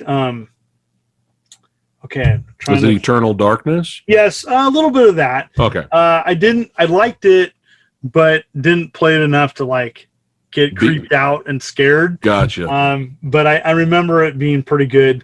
The Time Splitters games. Played those quite a bit. I was kind of hoping we were doing another GoldenEye, but Time Splitters is pretty good. So those. I love those little discs. I wish the GameCube stuck around at least a little bit longer. Yeah, it was good. It came out, and I played it and collected it kind of at the same time. And, I was kind of waiting for it to kind of do something else, and while it had a great library, at the same time the GameCube, I was really getting the Xbox, and so I kind of was torn between GameCube and Xbox, and so I played GameCube mostly by myself, and then when Xbox was hitting its stride, I definitely was having my friends over and we were playing Halo, and so that was kind of that, because they both came out at the same time. So I still have an Xbox and it still works, and I think if it's not my favorite Xbox game, it's like top 5 is the Burnout series. Burnout 3. I love Revenge 2. And come on, custom soundtrack. Come on, back in the day you couldn't do this stuff. You've got a really cool racing game, but the soundtrack sucks. Well, you're stuck with it. You have to turn it off and play it on the radio or something. But custom soundtrack on the Xbox. I had all my badass metal tracks on there. Oh yeah, racing. I mean, it's just so good. Burnout 3 is awesome. Yeah, Burnout 3 is amazing. I mean, they need to HD those, like Burnout 3 and Revenge together. Yeah, Burnout Collection. Just so they can take my money now. Yeah, exactly. Exactly. Besides Halo, were there any other favorite Xbox games? Xbox One, excuse me. Yeah, the original. Xbox original. Yeah, OG Xbox. Yeah. It had such a wide variety of games that came out. Gauntlet Dark Legacy was a game I rented quite a bit. It's funny, I don't know if I ever owned it, but I played it on Xbox and I rented it, which is to this day I was like, why did I just buy it? But Burnout 3, a lot of Halo 2. So Halo 2 and Xbox Live, Crimson Skies, that was a good Frenzy. game. Oh my gosh, Crimson Skies was so much fun. Mech Assault, played a lot of Mech Assault. As it kind of aged, and so I got into it like a year after it came out when Xbox Live was being promoted, and so there was just a lot of games coming out really promoting that Xbox Live. But Halo 2 dominated. Majority of my playing on it was that and Crimson Skies. For my first game I played online was Crimson Skies on Xbox. How cool is that? Phantasy Star Online was the first online game I played, typing. On the Dreamcast, playing on a Dreamcast on a 14.4 modem. My goodness. Crimson Skies was the first game I played with with voice chat. Oh, shit. That was pretty cool. Man, that's revolutionary for its time. Yeah. I love the Splinter Cell games. Yes. Those were a lot of fun. Yeah, Rainbow Six, all the Tom Clancy Rainbow Six games. I mostly gravitated to Halo, more of an action shooter. That like Space Marine kind of fantasy, but yeah, those are the games I played. Yeah, and speaking of Xbox, exclusive OG Republic Star Wars Republic Commando just got re-released. Yep, by Aspire, and so I did a kind of a quick video on that. I compared it to the OG Xbox release.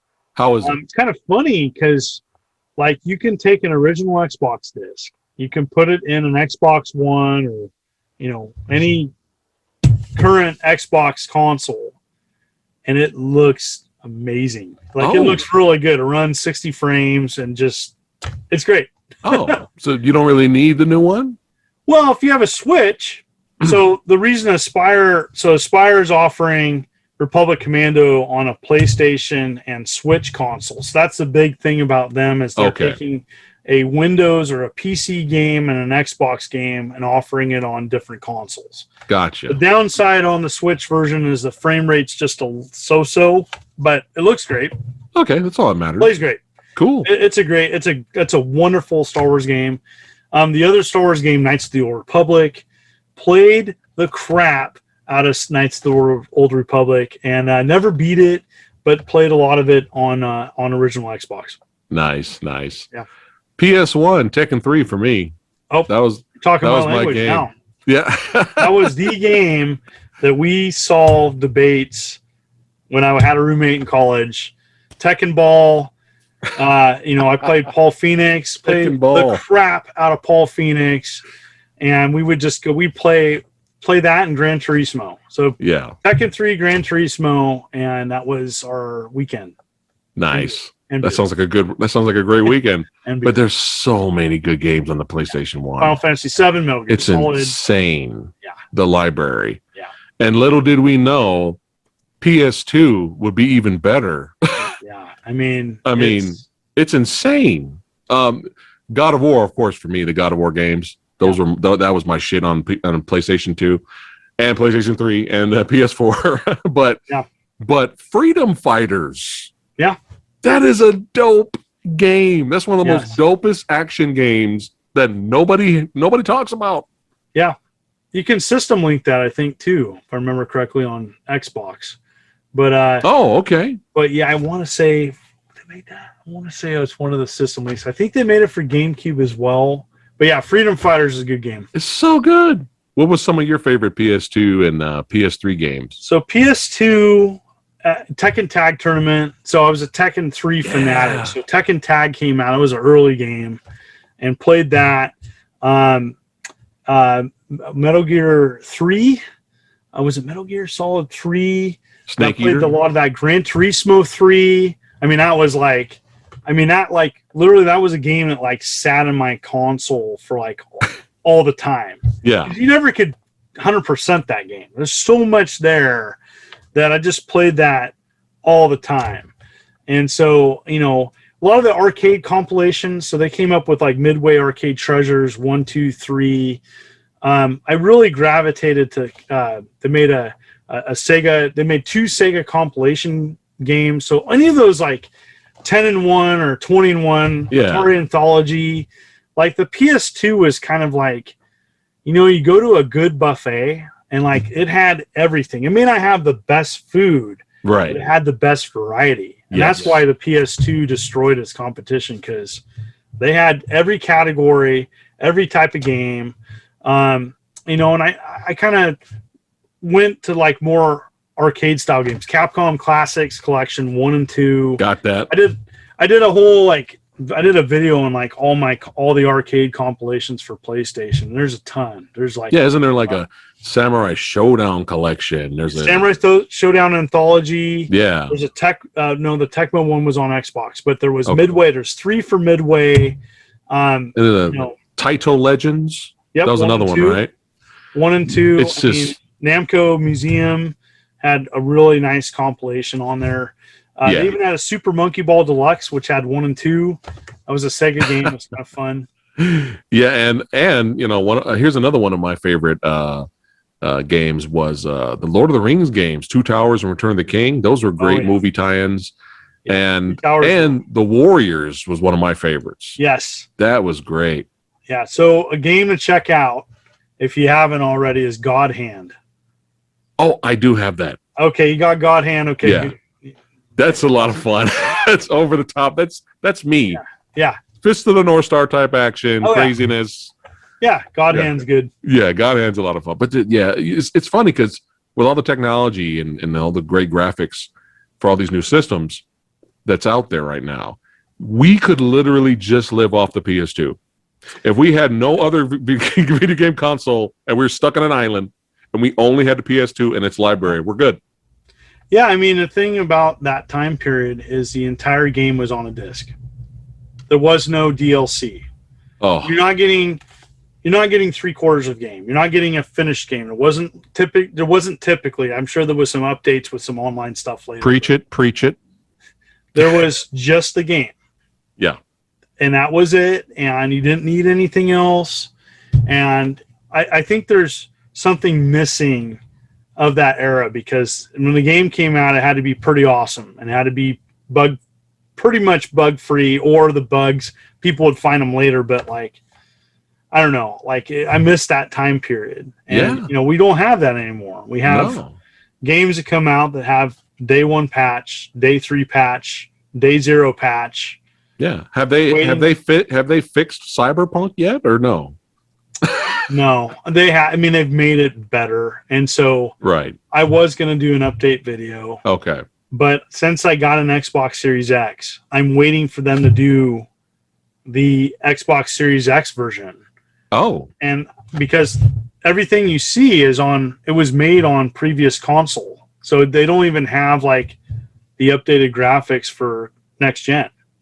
Oh, wow. And so, I'm going to wait, because it's kind of like, it'd be like, do I watch Blade Runner now, or do I, get the Decker commentary? Right. I want to wait for the Decker commentary, man. Right. Yeah. No, you're right. So you're right. Well, what are your thoughts on that? The new Xbox system? I like it.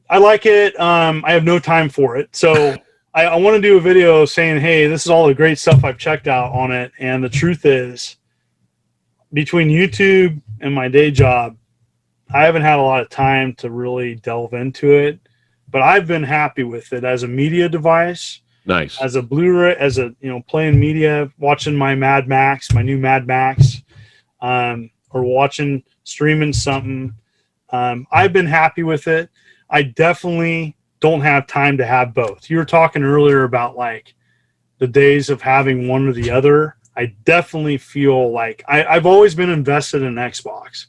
And so I don't know if that's a West Coast thing, but like, I know the PlayStation's great and it's selling awesome, but I don't have time for another console. Like I'm good with what I got. Yeah. I got about halfway into Immortal's Phoenix Rising, and that's where I'm stuck.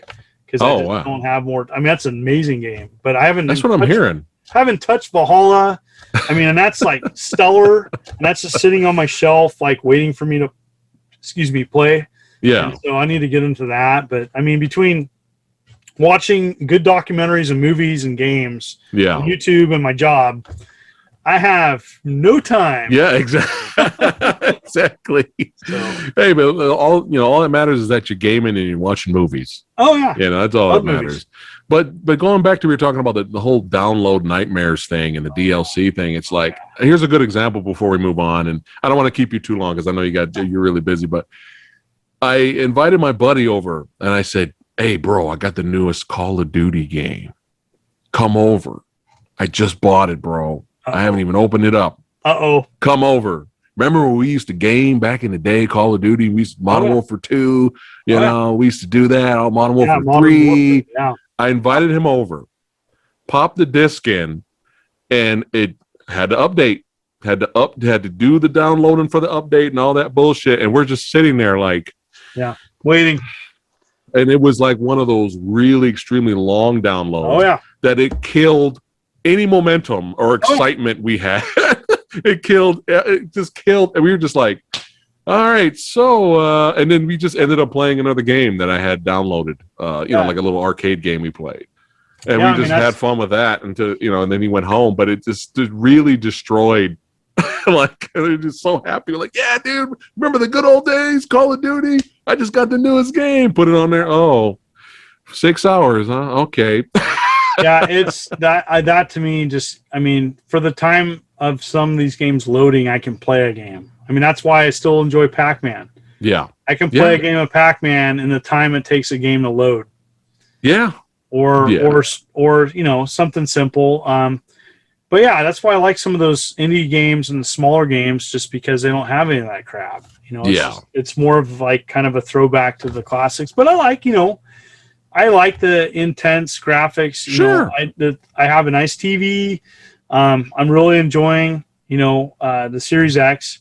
I haven't had any issues. You know, knock on what I think's wood. I'm knocking for you. Yeah, thank you. You know, but I don't know. For people that haven't got it yet, I think you can wait and be fine. Okay. I think this Christmas will determine, you know, what, you know, Halo. I'm glad them not having Halo ready, that was a big one for many people. Yeah. And I'm looking at them, and I'm gonna be using serious language here. Look out. Oh shit. They better have that shit figured out by Christmas. Calm down. I'm just saying. They better have that figured out. I'm a huge Halo fan. I did do a commentary that was not popular at the time because I said when they did their debut of their console, I did a whole video saying how bad it was because it was bad. You weren't the only one though. There were so many other people who were like, "What happened? What is this?" Really bad. I saw Halo and I'm like, "That's not. No, don't have it." They did the best thing, and I think that's why Cyberpunk got so much hate towards it because they released it broken. Yeah. And, you know, I enjoy it. I still think it's a good game, but I'm knowing it's going to get better. I'm going to wait. Yeah, just wait. That makes perfect sense. No Man's Sky. Now, that's a game that has evolved. It went from crap to amazing now. I've seen some videos. I was like, wow, look at that. And on next gen, on the Xbox Series X and PS5, it looks like a different game. It is amazing. Like, if you like that type of game. Yeah. But it's pretty crazy. Still too resource heavy to like manage and stuff, but that's a cool game. Nice. Yeah, I'm not in a rush to get a PS5, and even if I was in a rush to get it, I probably couldn't find one right now. I have not seen one on shelves. Yeah. I mean, I have not seen any next gen stuff. You know, I have a Walmart that's near me, and I haven't seen any of that. The only thing I saw that was new that was not even a console, was one Oculus Quest 2. The guy was putting it out, and a guy says, "I'll buy it." And he just literally like pivoted to the guy and says, "Okay, I'll ring you up." It was like the craziest thing. Wow. So, that's the only new thing I've seen on store shelves. I'll see games. Yeah. But that's about it, though. You know. But you know, I got a lot of old school games I need to play and beat anyway, so I'm good to go. Samurai's good to go until the PS5. You know, get one when it's cheaper and bugs are all taken out of it. Yeah. But you know, before we move on a little bit here, worst games of all time. What's some of them for you? Just name a few. Like you were like, "Fuck this." Oh yeah. Okay, so you name a system, and I'll tell you a bad game. Okay. You can just name it. PS1. Okay. I have one, but I'll let you go first. Kiss Pinball. Oh. You know why? Why? It doesn't have any of the music. How stupid's that? You're going to have a pinball game and not having the music? What's the point? That's the dumbest thing I've ever heard of in my life. Oh, man. Like, that's so bad. Out. Yes. Wow. Mine would be Fighter Maker. Oh, yeah. I think Fighter Maker was a dream game. I was like, you can make your own fighting game. Oh my God, this is the greatest thing ever. Yeah. And Fighter Maker is the only game in the history of me gaming where I bought it from GameStop, took it home, played it, took it right back to GameStop an hour later.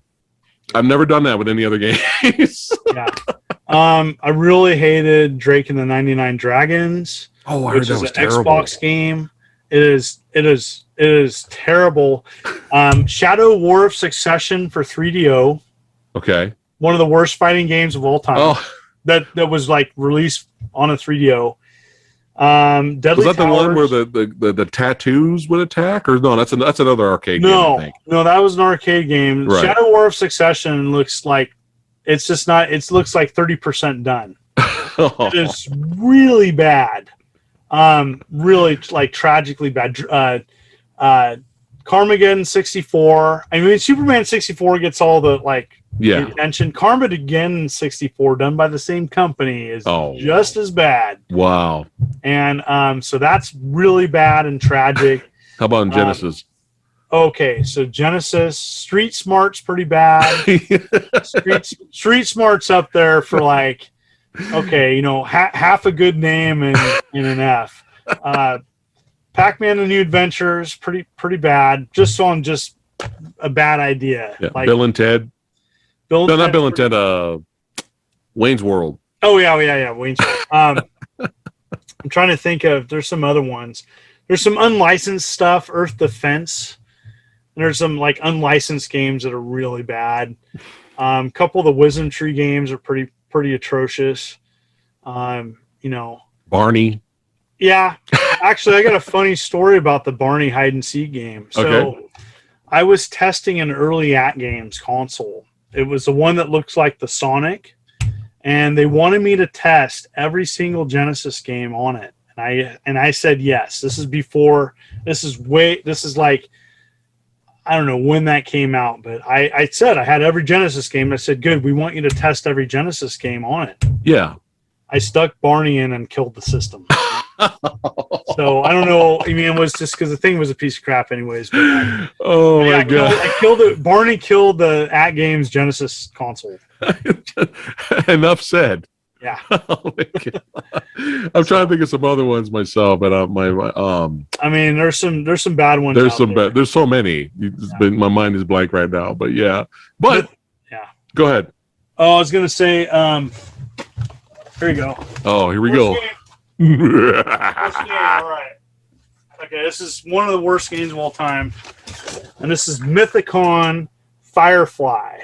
What is that? So, back when Atari wasn't doing great, and Atari 2600 games were being flooded the market, so this company released 3 budget titles that you would actually. It was one of the first. It was the first like true budget releases. It was only $10. So you would find this like probably at grocery stores. I mean, it was super cheap. It also super sucked. You don't know what you really are. It's like a repeating music. Really, really bad. Oh man, what is the game like? What is? So you're like a little firefly, and you're like navigating like a not a scrolling level, but like a level, and it just you don't know really what you're looking at. You don't know what's really going on, and the music's really bad. So it's just really bad. But anyways, Firefly, terrible game. Firefly. Stay away. Check it out. We shall stay away. We'll check it out online. We won't buy it. Yeah. But now, on a positive note, this is a movie-based channel. Oh yeah. But what's some of your favorite movies, my friend? Oh my goodness. So favorite movie of all time is Empire Strikes Back. Woo! Okay. Yes, love it. So if I was like, you know, everybody goes to their like, it's kind of like comfort food, right? We know. Yeah. And so my comfort movies. Okay, if I'm gonna like my go-tos, okay, Escape from New York. Love it. Okay, John Carpenter's The Thing. Love it. Okay, RoboCop. Yes. Okay, the new Mad Max. Yes. Okay. Fury Road. Dope. Blade Runner, both Decker commentary, but I love the new Blade Runner. And I know some people are like hit and miss on that. I watched it in the theater and I was like, this is badass. Absolutely loved it. Nice. Really loved what they did. I know some people are like, I don't know, but like I really liked it. I've heard some people say it's better than the old one. I think it works as a movie. It sucked me into a really dystopian future. And the scary thing is that dystopian future didn't seem too far off. Nice. Oh boy. Yeah. So, Gosh, speaking my language already. We're on the same board. I mean, yeah, I mean, a movie is an experience, and when you can capture somebody, and you know, and I think mood matters too. Like, if you're in the right mood, a movie can be great. So, some more lighthearted ones, Goonies. You know, Goonies, stories and driving distance. So I love Goonies. Yeah. The original Ghostbusters, the original Blues Brothers. Yes. I'm a huge Jim Belushi fan, so that's funny as shit still. I can quote that all day long. One of my favorite drinks is an orange whip, and I get that from, you know, Blues Brothers. 3 orange whips. Oh, orange yeah, whip. yeah. Orange whip. Yep. Oh, you do that good. You do that good, man. All right. I see a John Candy impersonation in the future. All right. Conan the Barbarian. Oh man, you haven't said not one movie I didn't like yet. Yeah. No, I mean, there's those cult classics, and then you got like, okay, for bad movies I like. Okay, I got to throw one out there. Yeah, I got some Robo too. Vampire. What is it? Have you seen Robo Vampire? Robo Vampire. Yes. Okay. Yes. Is that a Filipino movie? Robo Vampire. It's 2 movies put together. I've seen it. That didn't make any sense. It looks like RoboCop made with oven mitts. It's like really aluminum foil. Yeah. Really bad. That is just a classic. It's hilarious. Yeah. Gosh, you know, those are, you know, and then there's some comedies in there. Those are just some I can think off on the top of my head. Any martial arts movies? Or? Oh yeah. Okay. So, you know, Enter the Dragon, obviously up there, but not just Enter the Dragon. I mean, there's some other great ones. Oh yeah. I mean, I'm a huge Bruce Lee fan, so nice. Things that he did were great. You know, I'm a big Jackie Chan. Like you know, Rumble in the Bronx. You know, I can't think of some of the other ones that he did, but you know, any of those are great. Any like terrible kung fu movies are fun to like put on and like make fun of. Yeah, like I love speaking my language. Yeah. So, any horror films? American Ninja 2. Love American Ninja 2. Okay. Yeah. Oh, horror. So I just picked up, and I haven't watched these since like childhood. The Jason, I had the Manhattan collection. I know it's not all of them, but so I picked up that at Goodwill bins for $5, and I had to look for all the discs and all this, and it was all there, and it was all like in good shape. Nice. So Police Academy, that series. I'm a big Michael Winslow fan. I like all the sound effects and all that. Oh yeah, Spaceballs. Oh yeah. Yeah. So that's great. But yeah, so Jason, probably lean towards Jason, but Freddy like was too scary growing up. But for some reason, Jason was more like, you got to be kidding me. That guy is not dead yet. And it was a little bit more like I could watch it because it was less scaring the shit out of me. Yeah. No, I got you. No, that's Jason's my boy too. Yeah. Might get a Jason tattoo in the future. Who knows? Oh, there you go. But yeah, you're speaking my language. We like the same movies. So I have we had an indie theater that did a retro movie series.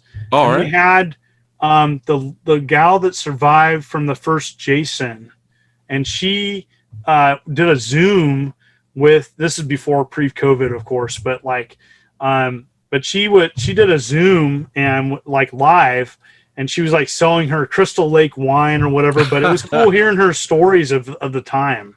Nice. And so, but yeah, it was, you know, I like all that stuff, you know, any 80s and even 90s cult classics, or, you know, The Crow. I was a huge The Crow fan and soundtrack. Stop. I thought cops were supposed to say freeze, move and you're dead. I say I'm dead and I move. Oh, brilliant. Very good. Smashing. Very good. Smashing. So yeah, I mean, any of that stuff, like if it's entertaining, I like to watch it. And nice. Sometimes I'll just be on Netflix or Amazon or you know, whatever streaming service and see what's on. And so since I got you here, I got to ask you, are you excited for the new Mortal Kombat movie? Yes. I probably, and so we have a local indie theater that I think is going to offer, I think it might be screening it, and I might go see it. Yeah. Nice. So I remember seeing I didn't see the There's a TV series. Now, correct me if I'm wrong. There's a TV series. Conquest, really good, high production. Did not finish it. There was you liked Mortal Kombat Conquest? No, I mean, it looked decent, but I didn't like see a lot of it. So right.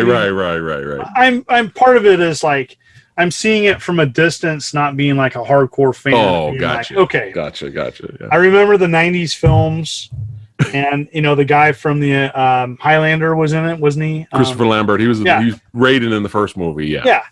Yeah. So yeah, it's Mortal Kombat. It's hard, I think, sometimes when you have an ongoing series, lots of different games and toys and merchandise and comics and stuff. Yeah. And another one comes out. It's kind of like the new King Kong. Okay, it's gonna appeal, and some are gonna like it, and then there's gonna be a bunch that don't like it, and there's gonna be people that hate it. And there's going to be other people that critique it. Right. And there's going to be some people that like it's a popcorn film, just freaking like it. Just have fun with it. Yeah. So, yeah, I haven't seen even the trailer, but I'm going to go see it. Sure. I mean, I'm going to know the characters in it. Why not? So yeah. I'm going to go in it with like zero expectations. That's probably the best thing. That's probably the best way. Yeah. Awesome. Yeah. I'm glad you don't really remember Mortal Kombat Annihilation that well because it's horrible. Well, I have it on VHS tape somewhere. You should watch it. You should watch it before you go see the movie, the new movie. Is a new movie like is it? Yeah, it's a reboot. It's a reboot. So I don't need and none of the other stuff. No. Okay. But for comedic purposes, watch.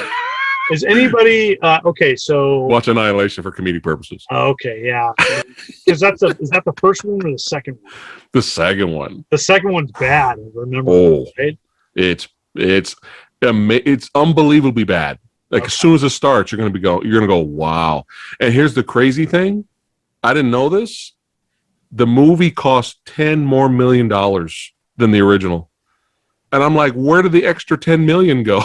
Well, that's funny too, because like you're a movie buff. Usually they tried to save money, unless they thought like Blair Witch, right? The first one was on a shoestring, and then they threw a bunch of money at it, and then. Yeah. But I'm like, the costumes and the special effects, the CGI, everything's horrible. Where did the extra $10 million go to? Oh, anyway. But Mortal Kombat Annihilation is atrocious, but you can laugh at it and have fun with it. What's funny about Mortal Kombat, just in general, is that's a super successful series. They had tons of amazing. Like I think of the early games were gory and fun. But then the PS2, if you want to talk about like great PS2 games, those are good, really good PS2 games. But then it's just evolved into like a serious fighting game, and it is super popular. And so happy for. I mean, great, cool. I mean, I'm gonna go see the movie, and I'll give you feedback. Yeah. I'm sure you'll have a thought. Or are you gonna see it? Oh well, yeah, I have to. Yeah. I'd lose all my subscribers if I didn't review the movie. Do you get screenings or not? You just go. No, I'll watch it here. HBO Max. We'll just watch it here. Message me Friday night what you thought about it. Okay. I think that would be a lot of fun. Yeah. But before we wrap it up for the day, I don't want to wrap it up because we're having so much fun talking movies and games. But I know you're busy. Game recommendations for the old samurai guy to get me back into gaming. Okay. Start doing some Let's Plays for the channel. Okay. I love fighting, beat 'em ups, arcade games, and shooters and first person shooters. Okay, so let's start. Okay, so arcade. Okay. And you like fighting. Yes. Okay. And you want to just get back into gaming. I want to get back into it. If I was to recommend to anybody, if you want to get back into gaming, get back in what you remember. So when's the last time you played Turtles Arcade?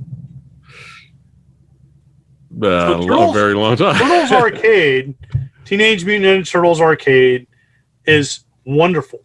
Like it's just a good game, and you don't have to be great at it, especially if you have unlimited credits. But like that's a fantastic game. It's arcade, it's fun. It's like, or even in the Nintendo, Teenage Mutant Ninja Turtles 2, the arcade adaptation. Yeah, like I love that version of that game. I played the crap out of it. Great. Yeah. So are you going to play the new one coming out? Oh, hell yes. That might be the game that gets me back into it. Yeah, so that game for like, okay, so fighting, I don't know, I would say like any Street Fighter 2, I would say Street Fighter 2 Turbo. But if you're in a Mortal Kombat 2, baby. Like, I did not like Mortal Kombat 3, but if you're going to go old school, go Mortal Kombat 2. Yeah. Like playing that, you know. Okay, so fighting, you said what else? What else? Shooting, first-person shooters or shmups. I'm trying to think of something a little recent. Okay, you're talking recent. Oh, R-Type Final 2 is coming out. What consoles do you have? I got a PS4. Okay, R-Type Final 2 is coming out end of the month. Okay. So that's supposed to be pretty good. Okay. So that might be a recommendation. And R-Type's one of my favorite shooters. It's, you know, old school, but R-Type Final 2, they've been working on that for a while. So nice. I think it's going to be really good. Okay. All right. That's a good one. Anything else? Okay, what? Probably beat 'em up, and I think I know what you're going to pick. Well, have you played Streets of Rage 4? I have not. I'm fired. Streets of Rage 4. And okay. it got new DLC. Okay. You have to play that. I'm so fired. Streets of Rage 4 is how you redo a series and don't screw it up. Like, they gave it to the right people. They gave it, like, Lizard Cube and .emu, like, they did it awesome. Like, those guys, and they're doing Alex Kidd, and then obviously, Alex Kidd. I don't know if they're doing Alex Kidd or someone's doing Alex. There's a new Alex Kidd game coming out. Okay. And it's the same thing as the Wonder Boy, where you click a button and it goes back to the original graphics. Oh, that's awesome. But that new Turtles game, the new Turtles game. Okay, I think you've helped me out here. Turtles, the new Turtles, beat 'em up. Streets of Rage 4, son. That's the one. It's going to get Samurai back to gaming. That love for gaming. I think you're really going to like Streets of Rage 4, man. Oh, I can't wait. I'm just fired for not playing it already. Well, I'm going to make it happen. Because the Immortal John Hancock said I got to make it happen. That's right. Don't beat yourself up, man. You look like you're enjoying your passion for movies. And, you know, that's great. So, yeah, I'll give you feedback. I'll chat with you in Messenger. So I have HBO Max, so I'll probably watch Mortal Kombat there. Yeah. And, I saw the new Kong. I've seen all of them, all of those. Godzilla versus Kong, yeah. Yeah. Nice. Yeah. Nice. So, yeah, I'll check it out. Cool. Brother, this was a lot of fun. Yeah. You're always welcome to come back whenever you want. Okay. To plug something, plug your channel, talk about movies with me, talk about video games with me. You're always welcome. Just say, Preston, Wednesday at 8. I'm like, all right. All right. All the guests on Wednesday at 8 can suck it. You have been dethroned. John Hancock, the Immortal One, is coming back. But yeah, let me know. This was an honor to have you here. Great being on. And I appreciate it. Always can talk movies and games with you. Oh yeah, we're of the same peeps. Yeah, I mean, whole journey talking about our journey up to now. We're the same. Yeah, I had a lot of fun. Yeah, well, I'm glad you had a good time, brother. All right. But anything coming up for you? Any panels? I know the COOF is still in, kind of making things difficult.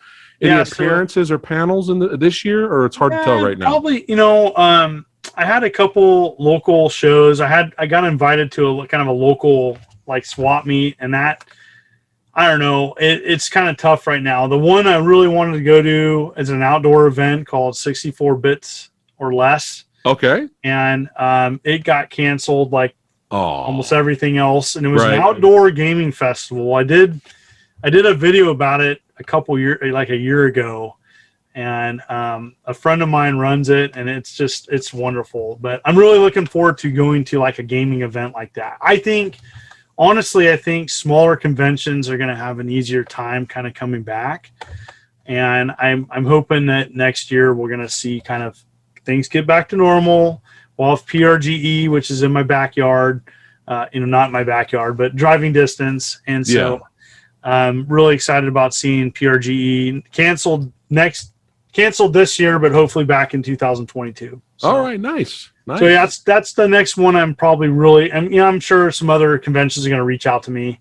I typically go to like 8 or 9 a year, but we'll see. I think time will tell how many are out there. I would like to support, some shows, and I typically go to a Vancouver Retro Gaming Expo every year, and that one's planned for 2022. So we'll see. Fingers crossed. Yeah, fingers crossed. I'm sure a lot of doors will be opening up to you soon. So, it may not be this whole shutdown thing and closing down conventions may not be as much as we think by the end of the year. You never know. Maybe by summertime or late summer, more things might open up. I definitely by fall, I think we're going to hopefully see kind of a baseline, because like right now, I think the challenge, is the baseline's going like this. We got a bunch of cases, we don't have a bunch of cases, and I think eventually we'll have a baseline, or a point where or have some policies in place where we can come back and be in convention safely. Yeah. It'll be a lot of fun. I'm sure a lot of all your fans and followers are looking forward to it. For the Movie Dojo Army that's going to be watching this video right now, and everyone who's watching, where can they find you? Plug your chat. Plug yourself. I just type in John Hancock, and you'll see my mug, and and my title is the Immortal John Hancock, and the reason why I have that name is to differentiate me from John Hancock Insurance. Yeah. So Drunken Master Paul gave me that name, and so that's why I have the Immortal John Hancock. He gave it to me, and so SW Lovinist is my Twitter handle. If you just go to my YouTube channel, check it out. I also have a Facebook fan page, and would love to see you there, and just say where you came, and I had a real good time on the channel today. Well, I appreciate it, man. It's always great to have a new guest, especially you, and all of you that are watching right now. Make sure you subscribe to John Hancock. The Movie Dojo Army will represent, show up, and subscribe as they always do, because they like cool shit. You know what I'm saying? I'm not gonna just invite anybody on here. It's got to be something cool and awesome about the person. So again, I enjoy your content. Thank you. You're always welcome to come back on the channel, and we'll see all you badasses again next time. Take care, guys. All right, see you.